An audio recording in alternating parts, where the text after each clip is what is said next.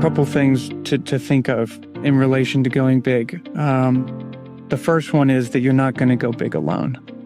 And if I look back, and I'm certain that you have the same set of memories, the people that mentored you and they gave you the time of day, that would sit down and actually listen, you know what I mean, and have a conversation, those people are rare.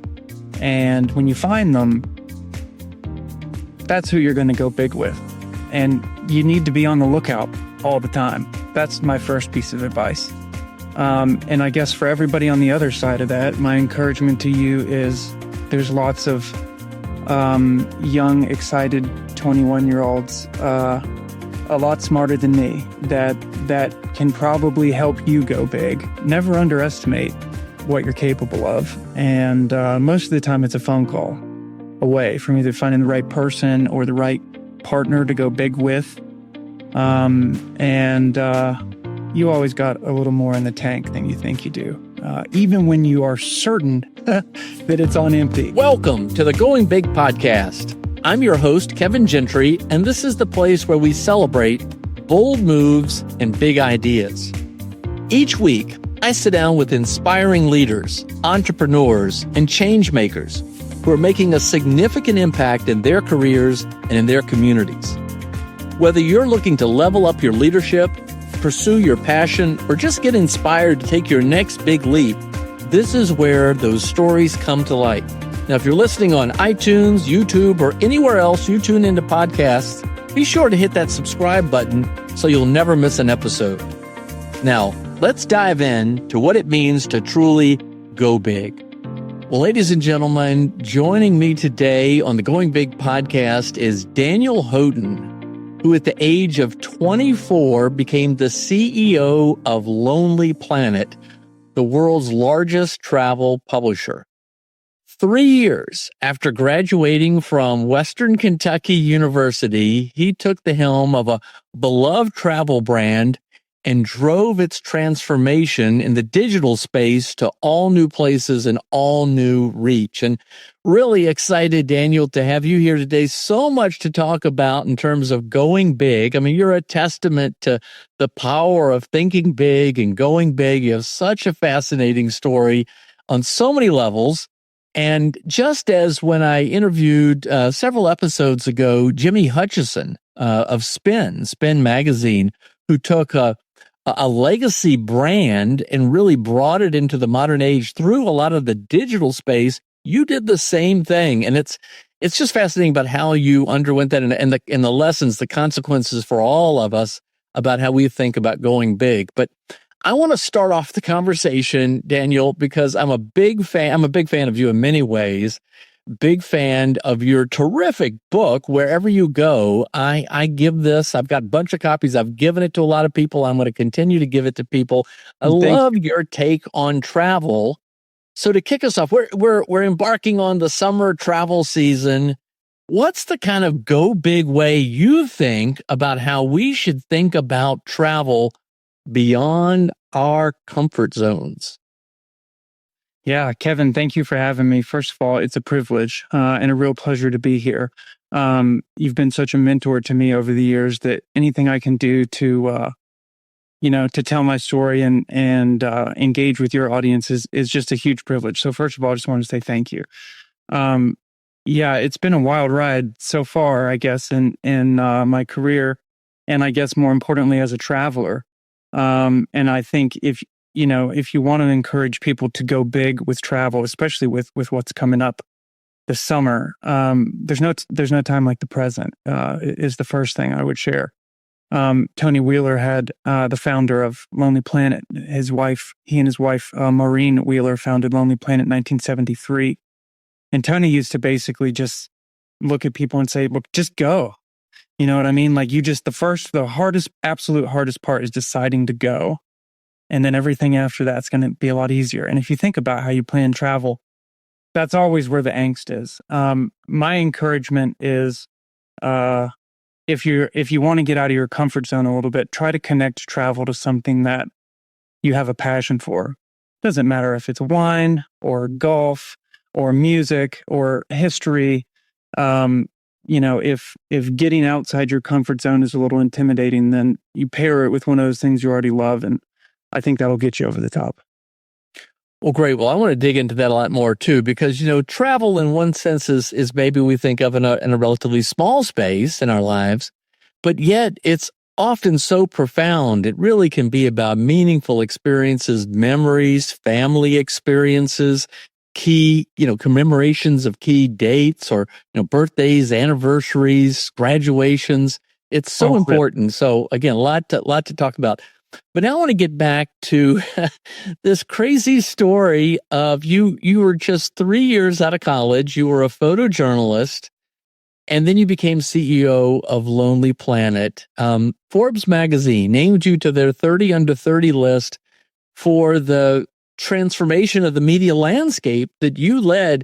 All right, so tell us about this. First of all, how did this start? How did the photojournalist from Western Kentucky become the CEO of Lonely Planet? Yeah, I think that's a good question. I'll ponder pieces of that, I think, for a long time. I think the real answer is I was fortunate to be able to discover my unique gift from an early age, and that was not turning around media businesses, to be super clear. My passion was with a camera. You see one behind me, certainly a lot nicer than the first one I was given on a family trip to Alaska as an 11-year-old or whatever it was. But I was hooked. And as a poor student, I was relieved to find out you could, in fact, go to college to study photojournalism, and that you didn't have to be good at chemistry or advanced algebra or any of the other things that I failed.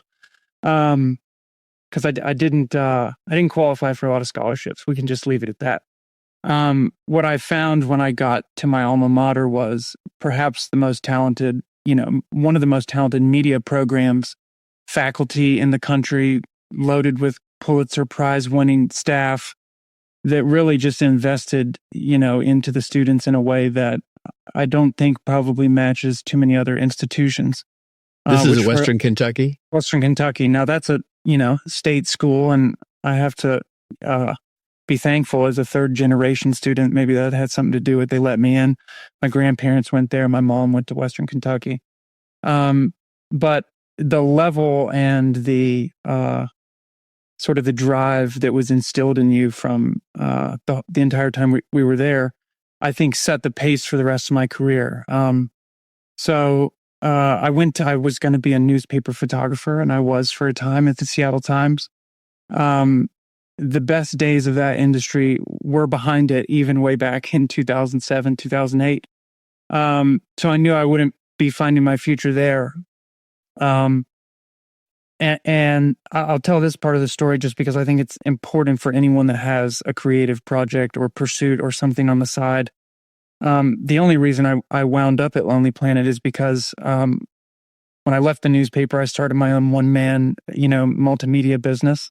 And I didn't have a lot of clients. I had a few.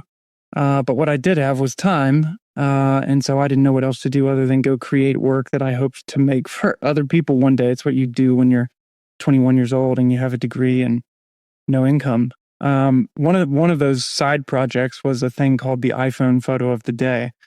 And back in 2008, when the iPhone 3G came out, that was a little more compelling than it would be these days.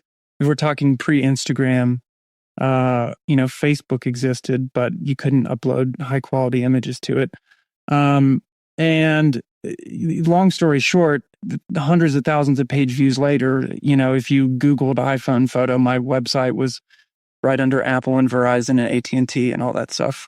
This was a product. This was a product of your creative gift. You're a good photojournalist, and you took advantage of the opportunity then, and people saw it. Is what it was.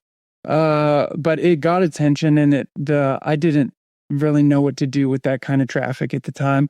So I just kept creating. I got lots of emails, I got emails from photography companies, sent me gear to use and all sorts of stuff that excited 21-year-old Daniel. But what I also got was a little bit of an audience, which I hadn't had before. And one of the members of that audience turned out worked to the little thing called a family office. Now, my dad had an office in the house. It was right outside the door to my room, but this was a different kind of family office. And I got called in there for a meeting and ended up meeting the principal a couple of weeks later. Totally self-made entrepreneur, sold his company for a small fortune, large fortune. Took care of people along the way. Most of those people still worked at the family office when I got there. And he used to tell people that he didn't know I wasn't 35 and I didn't know he had $1. And both of those things were true, completely true. He saw what was coming as it related to like everything that was happening in streaming. I think I started there in 2011. And so, I mean, Netflix was still mailing people DVDs, right? So we weren't quite there, but he knew people were going to vote with their eyeballs, and he wanted a really important travel brand to sort of anchor the space. And travel was a space that we both loved. Like, he loved it because Lonely Planet, the TV show, was on in the United States. I think on PBS, probably mostly from like 1 to 6 a.m., for the better part of 20 years. I loved it because I grew up traveling with the guidebooks. 18 months later, we had written the BBC a check, and it was ours. So that's how that happened. It's fascinating. Okay, so that there's more to this, I know, and that's incredible, and that got our attention. But you touched on something that was happening in the industry then. And we know we live in a dynamic world. There's a lot of creative destruction, a lot of things happening all the time. Then the print versions of travel guides sales were plummeting. Bookstores were closing. Yeah, Borders had just closed when I took over. It like internationally gone bankrupt if you think about like big bookstore chains. Gotcha. So when you came into the role after your mentor and benefactor purchased Lonely Planet from the BBC, you had to face some tough decisions because of the changing marketplace. So tell us, how did you address that? I mean, the story is pretty well known that you had to make some painful, quick decisions and cuts right away. Could you tell us about that? Yeah, that was difficult business. There's really no other way to put it. In some ways I didn't know enough to be dangerous. The first meeting I had with the C-suite that I was supposed to lead, the CFO asked if we wanted to review the P&L, and I said, that sounds great. What is that?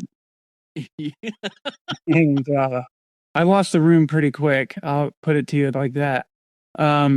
Everyone but him, to be honest with you. And out of the 11 or 13 or whatever that it was, he was the only one I kept. So the leadership had to change demonstrably because the pace had to change. The way we innovated had to change. And if you didn't agree, you could just look at that P&L. And I eventually figured out what those numbers meant. In fact, the CFO kept me there the entire weekend at the KPMG offices and pulled me aside afterwards and said, I'm not laughing. Why don't we just sit down and look at it? I'll explain. It's not really that complicated. I'll explain it to you. I have a bachelor's of arts degree. So, global finance and foreign exchange. I mean, we were getting killed on foreign exchange just with currencies. I was so far over my head. I didn't have a lot of hope, but the problem was actually very simple. They're spending too much money with not enough revenue. It'll kill you every time. All of the leadership that we had on board, at least at the C level, which was vast, okay, with incredible resumes, people that intimidated the absolute bejesus out of me, people from places that I knew were powerhouse firms, but every single person just wanted us to hire more people and spend more money, and it's just going to be a little bit more, and they had been getting a little bit more for a long time. And that wasn't going to do it. So when I realized that group therapy wasn't the proper method, I eventually just took them all out to dinner one at a time and just tried to actually understand. Are you trying to protect your team? Are you trying to protect the culture, which might be actually really important? Let me try to get to the root cause and understand, but at the end of it, we're going to have to do something very, very drastic. or we're going to die, because we had 3 weeks of payroll. We had no bank would loan us money. Not even a bridge loan. Nobody loans money to a company that's on the brink of insolvency. That's what you have a principal for. But, that's not an endless bank either. It's much more of a strategic investor. And we never spent a dime the entire time I was there on advertising, trying to promote our posts or thing like that. Like we didn't fundamentally believe in that, because if you turn that gas tank on, when do you turn it off? You know what I mean? We wanted to grow organically and for real reasons. In the end, much of the leadership that I needed, not all of it, but much of it, was actually within the business. And my absolute favorite example, because you remember I'm 24 in this scenario, I got laughed off the stage. People spit at me when we terminated them. That's a true story. It was not fun, by any means, to fly all over the world in all of our offices. Hi, yes, Daniel, nice to meet you. So I actually have some really terrible news we're going to have to talk about before we get too far. It wasn't great. It was not great. But somebody had to do it. The best example of talent being hidden within the business was that, when I was in the Melbourne office, sort of attempting to plan Melbourne, Australia, because this is an international company, right? Yeah, we had offices on 5 continents. So couple places in the United States. We're in New York, we were in San Francisco, Oakland. We were in Beijing, China. We were in a couple different places in India, making guidebooks for Indian travelers. We're in London.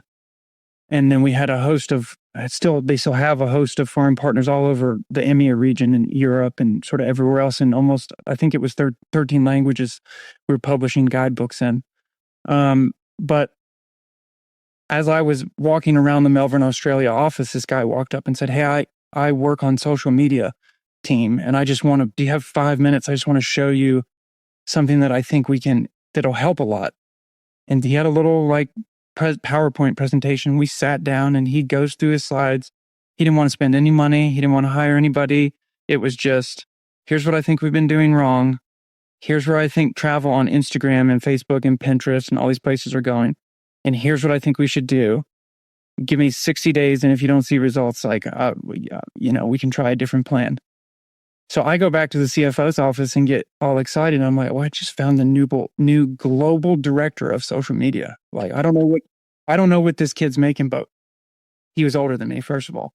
It turns out he was an intern, unpaid. He was an unpaid.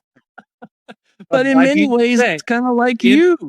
He was the director of social media globally. And that's not a joke. And we went from, I don't know, a couple 100,000 followers to 2 million in his first year. He got raises frequently. I will put it to you that way.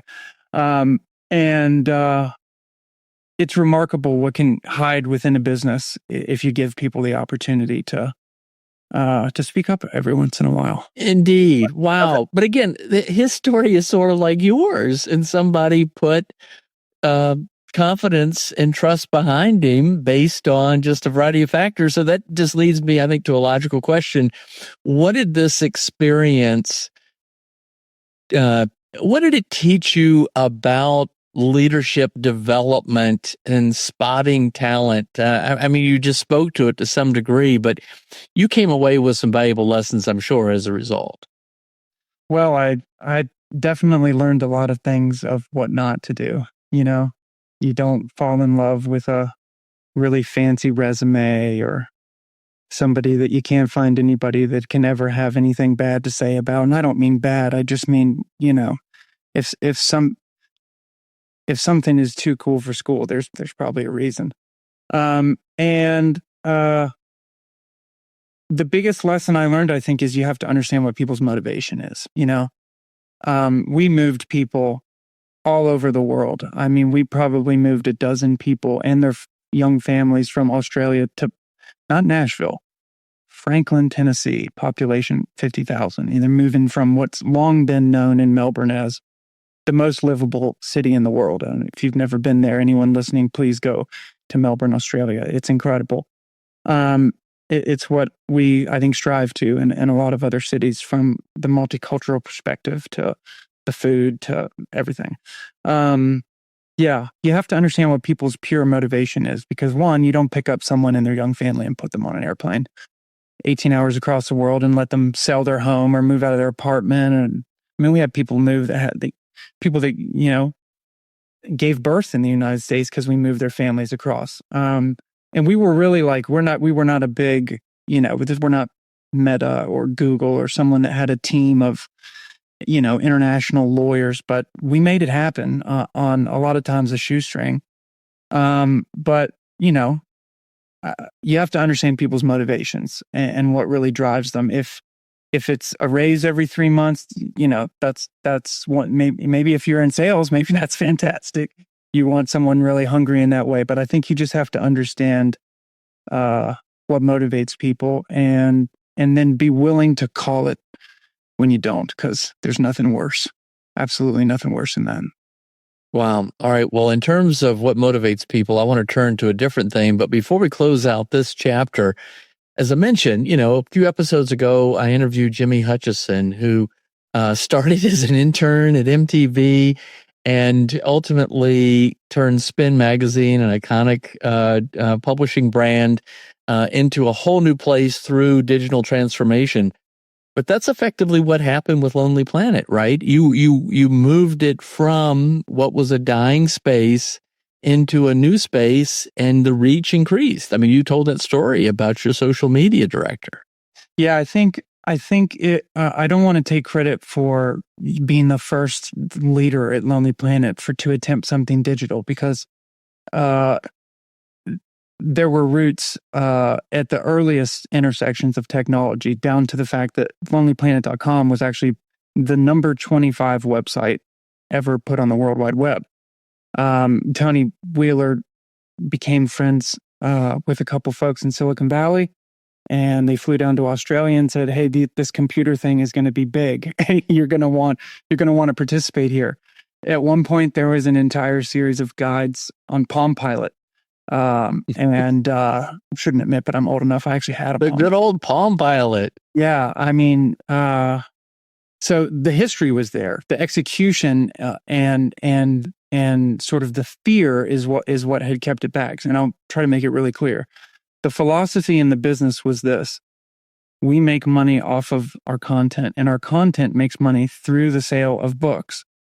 And if we ever take that content, put it on one of those, or in any other format, God forbid, one of these, that'll be the end of it. You know what I mean? We can't do it. And that to me was just incongruent, I guess, maybe because I'm a millennial and born in the late 80s and grew up, wiring my parents' home Wi-Fi router together and all that kind of stuff that we weren't supposed to know how to do. I just, to me, you were preventing people from accessing and engaging with the brand. And it's shame on you as a business if you can't figure out a way to make money. Now, we had a couple really particular rules, one of which was we really hated display advertising. And, you mentioned Jimmy a couple times. I'm not sure I'll ever be that talented. I've been fortunate enough to meet Jimmy, and just an incredible entrepreneur. And what he's done with Spin is amazing. What we were really trying to do was open up all the platforms so that people could engage with us when and how they wanted. Because travel is, you and I are sitting here talking about dreaming about going places one day, to you and I've had the good fortune to be on the road in some amazing places together once or twice. To we're on the road and we need to know exactly where we're going for dinner tonight, or, and you have FOMO because you don't want to mess it up, because if you do, well, that's on you. It was only 3 days. Nobody wants to go have a bad meal, right? So yeah. Did I answer your question? I feel like you did. All right. Okay. Your book, wherever you go. I told you, I love this thing. I've got a whole stack of them. I still give them out. I have a conversation with people like, you got to read Daniel Houghton's book. You're too kind. Why did you write it? What were you hoping to achieve by writing it? The reason I wrote the book is because I just have a profound belief that when we travel, and I'm not just talking about going on vacation to the beach with your family, when we travel through airports and through different countries, or to a place you've never been, or to a place you'd never go and just you got stuck there, the point is you get to experience cultures you've never seen. You get to engage with people you never would have met. And you get to experience just a really different side of the world.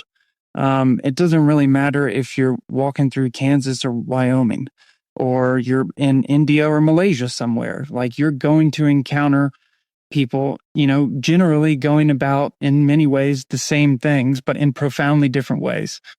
And I think when you're forced to sort of experience that, again, some of it's been against, each of our wills because you get stranded in some airport or something, but like those are all opportunities to sort of see a piece of the world you didn't get to see before. And I wanted other people to feel the same way. I will admit that I think I bit off more than I could chew originally, because they originally asked me to write a biography and I said no. There's no way. I'm definitely not done yet. And they said, well, what do you want to write a book about? And I said, well, travel actually could change the whole world if more people went. And they said, you write a book about that. That's a book. What I realized very quickly is that just how stupid it was that I could try to convince anybody of that. In fact, I got very nervous after I began writing the book, because I sort of had my thoughts and went through the creative process and then said, this isn't compelling, this isn't going to make anybody that's never been anywhere. So what do I do? How do I fix this? Because I know this to be true, right? And if I wrote it again, hopefully I would do an even better job. What surprised me, and maybe it should have just smacked me in the face, was that everyone likes to talk about travel. From Richard Branson to Laura Decker to a gentleman that I met my own age that had never been out of his wheelchair. And his friends carried him around Europe in a backpack. So none of us have an excuse. That's that story. That's why I wrote the book, and you're just too kind for calling it out and sharing it with me. Well, you're very humble, and you have changed many people's outlooks about a key part of their life, and that is how to experience travel. So in your book, you tell a lot of stories, and you're right. You've got these great interviews with people like Sir Richard Branson, but you tell the stories about the guy that was essentially carried around by friends. Remarkable stuff. What one experience in your life of travel? And by the way, just for the benefit of people listening, both your parents worked for the airline industry, and so that's how you got to experience it. I want to go back on that just a moment. How was it you first learned about travel? Yeah, I grew up in a really fortunate situation, if you like to go places. And it had been a part of the family for a long time. My grandparents, after my grandfather got home from World War II from the Pacific Theater, bought an Airstream, had 6 children, loaded them in it, and drove them to all the 48 states they could get to. So my mom sort of grew up in that way. And it's sort of natural for her to become a flight attendant. My father was drafted into the Navy during Vietnam and, wound up working on airplanes and getting hired by Delta. And so I sort of grew up in a very blue collar house, but that had extremely white tablecloth privileges and benefits. If you think about the opportunity, especially in the early 90s, when you could turn up to the airport and basically get on an empty Delta plane. And from Atlanta, largest airline in the world, busiest airport in the world, to the most destinations. I think all of those statistics are still true today. That was quite a menu of options. But they were very strategic. Like people ask me a lot, should I take my young children internationally? And I would tell you no, personally. I'm not going to tell you not. I'm not saying don't do it. It's just, if you're asking, I would say no. I didn't go out of the country, I think, until I was 11 or 12. And I have memories of other trips, but go experience it. That's what grandparents and aunts and uncles are for. But when they turned that on, which is sort of the sweet spot of they've both been there 30 years, which meant we were pretty close to the top of the list. I mean, I flew anywhere I could go. I went to South Africa. I went to South America. a lot of places I shouldn't have gone as a 18 or 19-year-old kid that sticks out like a sore thumb. But that's where the travel bug came from. Gotcha. Well, let me ask you this. So because your father was an airline mechanic and your mom a flight attendant, you had those privileges where you can show up if there are seats available. It's a big So you'll have to show up, and 3 seats had to be available. And you had disappointments, I'm sure, when things didn't work out or your expectations were raised. But then also you had to kind of like release yourself and say, okay, we're going to go here and just see what happens. Is that what influenced your attitude about like go beyond your comfort zone? Yeah, I think so. I was a brat, I'm sure, more than once at the airport, okay, because my parents met snow skiing. I love to snow ski. They met at Breckenridge on the Delta ski team, if you want to realize how old I am, back when airlines had enough money that they still had ski teams. And we would go skiing every year. And, you know, as a 13-year-old kid, all you want to do is go skiing and fly off some jump. And, you know, it's like if there's only 3 seats, you know, we had my little sister Kate at that point. She can stay right here. You know what I mean? She doesn't have to. She doesn't even like to ski. She doesn't have to go.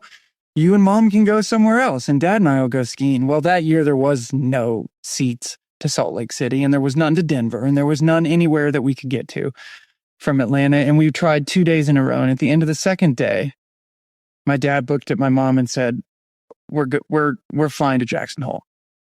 And I thought, oh my God, I can't believe we're going to go ski at Jackson Hole. That's not what we were there to do. We were there to go snowmobiling in Yellowstone. And when they told me that as a 12, 13-year-old, I have never been so disappointed in my entire life. Now, fast forward to today, I think I've been to Yellowstone a dozen times. I went 3 times last year. One trip, I just went to go fly fishing. Didn't catch anything, but I did in Glacier. Long story there. I would give anything to go through Yellowstone on a snowmobile. You can't do it anymore the way that we did it. They've outlawed it essentially. I mean, you have to go with $1,000 a day guide, and it's very sort of like they literally just rented us suits, and I'm sure different listeners have experienced this back in the day. I don't know when they stopped it, back in 2006 or something around then, but so I don't know. It's just full circle to think, yes, have definitely been forced into trips I didn't want to take, with things I did not think that were going to be fun, and then you find out that they are. So if you have children, just tell them it's going to be fine and take them anyway. That's what you should do. All right. Well, I have a couple other follow-up travel questions because I want you to be able to impart some of this advice to those listening. But before we wrap up the book portion, you know, we mentioned interviewing Sir Richard Branson, all these fascinating people, this flight attendant, I remember, who's flown like just this amazing number of miles in her career. Her Elvis Presley, it was like the most incredible story. She had Elvis on the plane 3 times. Wow. Back in the day when celebrities flew commercial, right? Before the sort of private jets. Yeah. Well, what did you learn from, or just a couple of takeaways from those conversations? Yeah, I think one of the main ones is that it's a little bit like you sometimes experience in corporate America, where sort of everyone's making it up as they go. You know what I mean? Like there's this idea that, oh, that person's been to so many countries and they've done all these different things. You know, there's no way I could do that. Like I can't just pick up and disappear to India. I'll get sick. I'll get lost. I'll get fill in the blank. And while I would never recommend that anybody do anything blindly ever, there's nothing more important than your own safety. Otherwise, it'll be your last trip.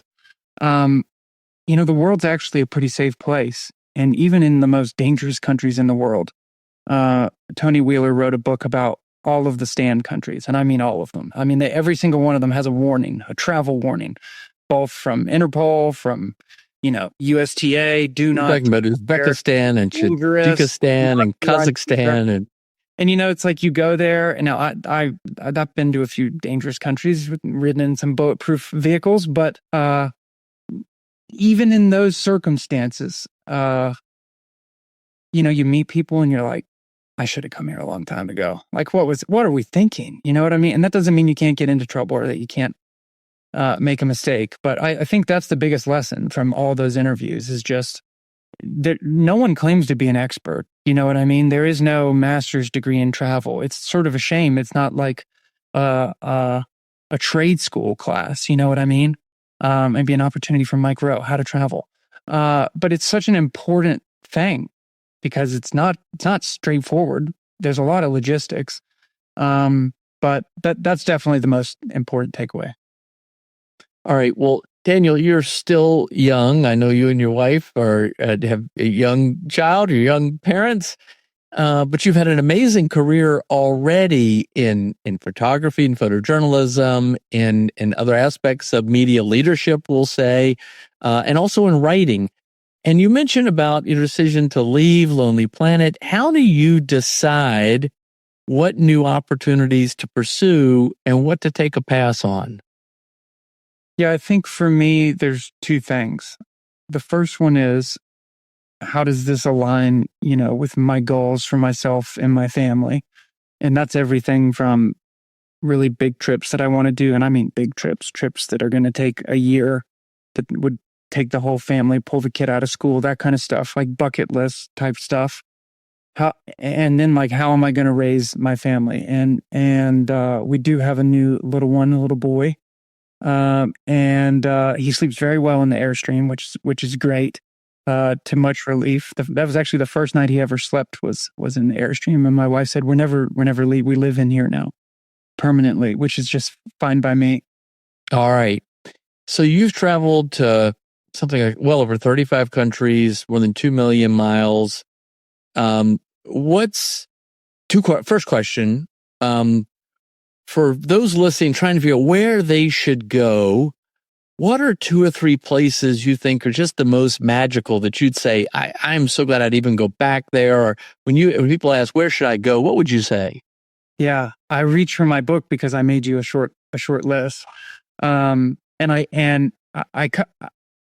follow up a little bit on your last question, which is related to why I sort of choose what I choose. What I'm doing now, in addition to working as a full-time photographer, I guess what I do for fun, what I do to continue to encourage people to get out and see the world, is I maintain an editorial database on my website.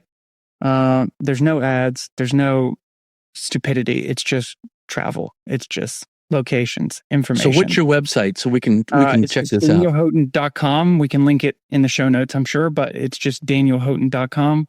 And you can find it all from there. But I tell you that because as I am about to list a couple places, and I made you 2 lists. I made you a USA list, and then I made an international list, depending on what people like. So I'll just hit you with a couple of these, and then if anyone... Awesome. All right. Okay, USA. So because you're a big advocate for Americans, go check out America. There's a lot here. So tell Americans where to go in America. Tell anybody where to go in America. I have to go to 30-something countries to find out that I have so much fun in the United States. And now I'm a sucker for national parks, okay? And I sort of live in the middle of the country. So I can sort of get to all of them in a similar amount of time, and none of them are quick, except for the Smoky Mountains in my home state. But I'll hit you with a couple destinations. Now, these 3 in the U.S. are places that I've recently been. You can find some stuff in that link if you like. But Glacier National Park is the first one. There's a lot of angst that people have about wanting to go to Glacier because if you go start to research it, it'll tell you in order to come to Glacier National Park, you have to win a recreation.gov lottery ticket to have permission to come. And that is technically true. You just have to get up before 6 a.m. and then you don't need a lotto ticket. So there's your free tip. Enter the gate before 6 a.m. You don't need a lottery ticket. You should definitely go see Glacier. It looks like the Alps in America. It is so profoundly different from the rest of the Rocky Mountains.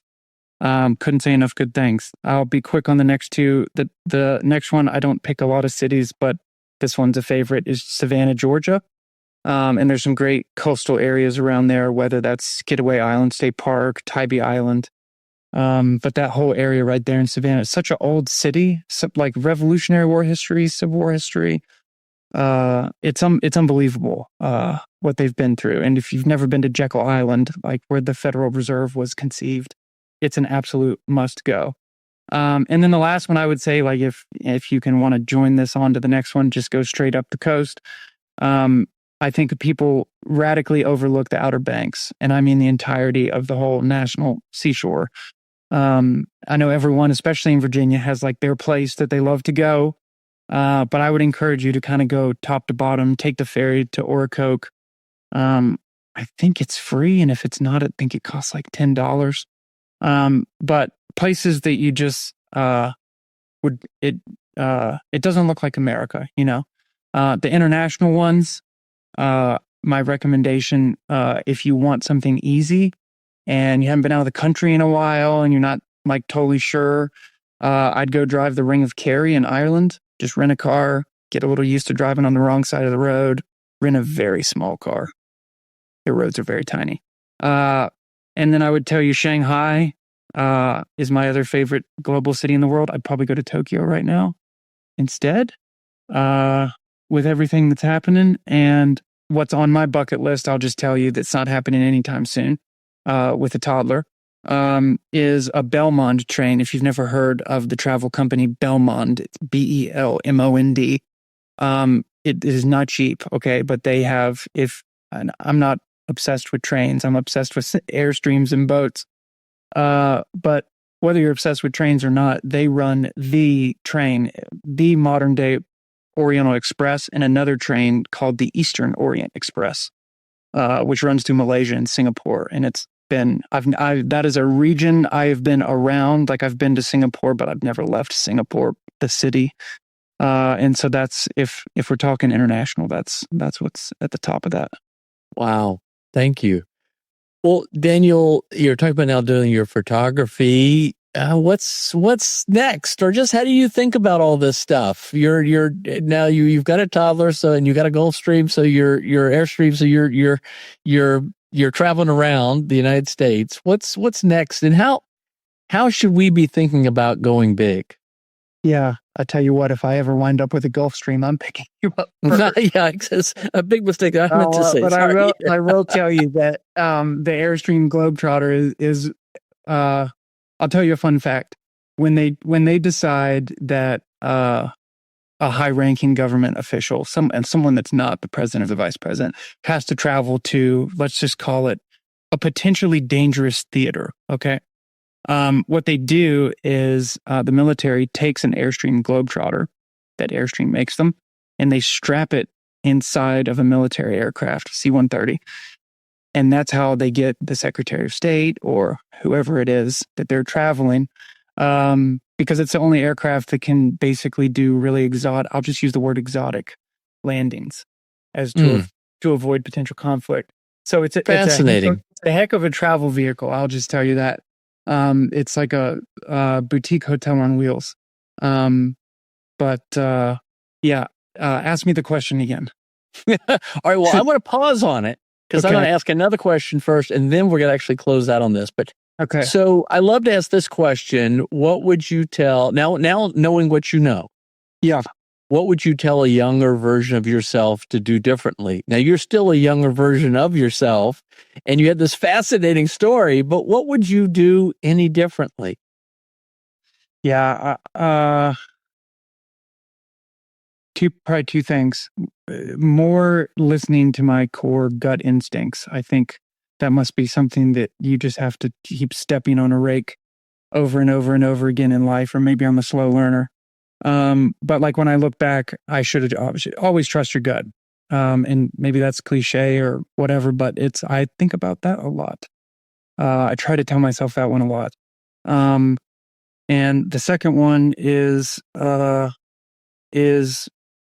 basically that you're not going to get another chance. When I think back about the trips that I've had with different people that I've met on the road, friends that you make on the road, you should always take the chance to do it, because you're not going to, it's the only thing we can't get back, that we can't borrow against. You can't borrow against somebody else's time to create more of it. And it's worth every ounce of it. Yeah. Now, I think your previous question was around. Yeah, no. I'm going to ask this, but I just want to lay it up in terms of just the reminder. It's Daniel Houghton, HOUGHTON.com for your photography, right? Yes, sir.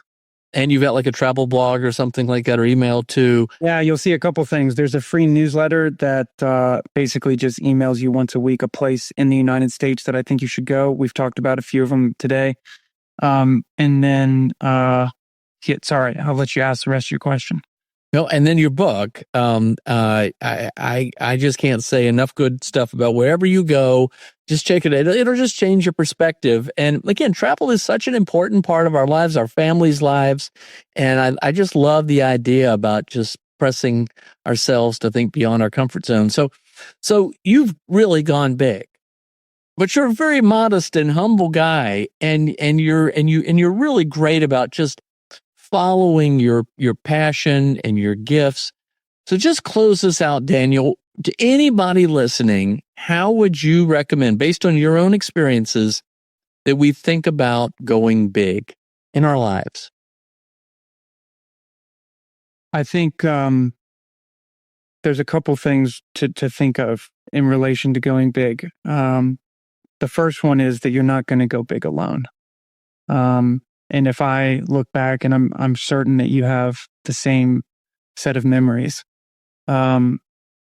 the people that mentored you and that gave you the time of day, that would sit down and actually listen, you know what I mean, and have a conversation, those people are rare. And when you find them, that's who you're going to go big with. And you need to be on the lookout all the time. That's my first piece of advice. And I guess for everybody on the other side of that, my encouragement to you is there's lots of young, excited 21-year-olds, a lot smarter than me, that can probably help you go big. And, everyone made fun of the millennial generation when we were coming out of school, and now everybody makes fun of the Gen Z generation. And, most of that stuff's unwarranted or just workplace silliness. But, never underestimate what you're capable of. And most of the time it's a phone call away from either finding the right person or the right partner to go big with. And you always got a little more in the tank than you think you do, even when you are certain that it's on empty. And I don't just say that as a new parent. It'll serve you well on the road as well. Well, Daniel Houghton, it is a great honor and pleasure to know you and count you as a friend. You're very inspiring in the way you live your life, and thank you for sharing some stories today. Thanks for joining us on the Going Big podcast. You're too kind. Thanks for having me, and it's just such a privilege to have some time with you. All right, well, we'll have you back in a few years to hear even more good travel stories. There you go. All right, thanks, Kevin. Thanks for tuning in to the Going Big podcast. I hope today's conversation left you feeling energized and ready to tackle your biggest goals. Don't forget to subscribe and leave us a review on iTunes, YouTube, or wherever you listen to podcasts. It really helps spread the word, and it gets these inspiring stories out to more people. You can also find more content, resources, and updates at our website, goingbigpodcast.com. Remember, the only limits are the ones you don't challenge, the limits that you impose on yourself. Keep pushing, keep growing, and above all, keep going big. See you next time on the Going Big podcast.